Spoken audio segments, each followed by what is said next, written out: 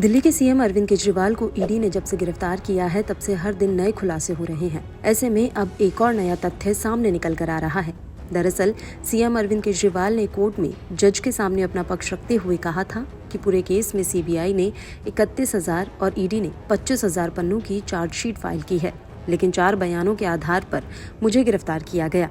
4 बयानों में 2 बयान मंगुटा श्रीनिवास रेड्डी और उनके बेटे राघव मंगुटा रेड्डी के हैं। सीएम अरविंद केजरीवाल ने कोर्ट के सामने बताया कि मंगुटा श्रीनिवास रेड्डी उनसे मार्च 2021 में आधिकारिक तौर पर मिलने आए थे। आबकारी नीति नवंबर 2021 में लागू हुई। उससे पहले मंगुटा रेड्डी की सीएम अरविंद केजरीवाल से केवल एक बार मार्च 2021 में मुलाकात हुई थी, जिसमें उन्होंने अपने परिवार के ट्रस्ट के लिए दिल्ली में जमीन दिलाने की बात कही। इस पर सीएम अरविंद केजरीवाल ने कहा कि जमीन का मामला एलजी के अधीन आता है। आप मुझसे मिलने आए हैं तो आप एक आधिकारिक आवेदन पत्र दे दीजिए, मैं इसे एलजी साहब के पास भेज दूंगा। सितंबर 2022 में ईडी बाप बेटे पर कथित शराब घोटाले की जांच को लेकर रेड डालती है। जब इन पर पहली बार रेड पड़ी तब दोनों ने बयान दिया था कि इस केस में सीएम अरविंद केजरीवाल की कोई भूमिका नहीं है और हमारा उनसे कोई लेना देना नहीं है।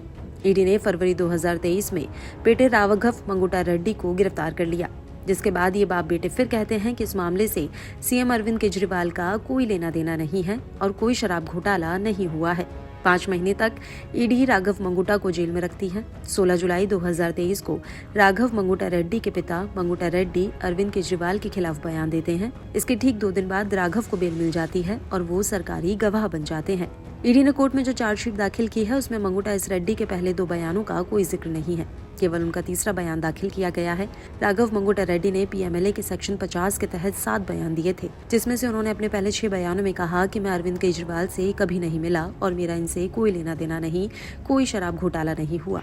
5 महीने जेल में रहने के बाद 16 जुलाई 2023 को 7वां बयान आता है, जिसमें उन्होंने सीएम अरविंद केजरीवाल का नाम लिया और उन्हें बेल मिल गई।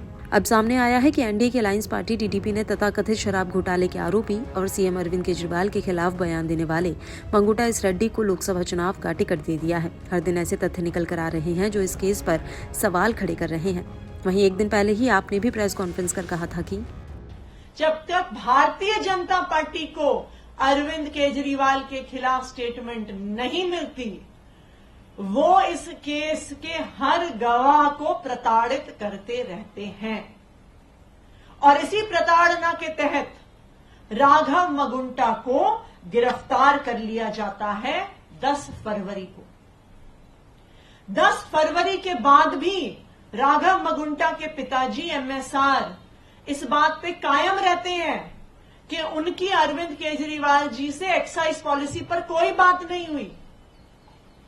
राघव मंगुटा रेड्डी के भी बार बयान होते हैं, वो भी इस बात पर कायम रहता है कि उसका अरविंद केजरीवाल से एक्साइज पॉलिसी पर उनकी कोई बात नहीं हुई।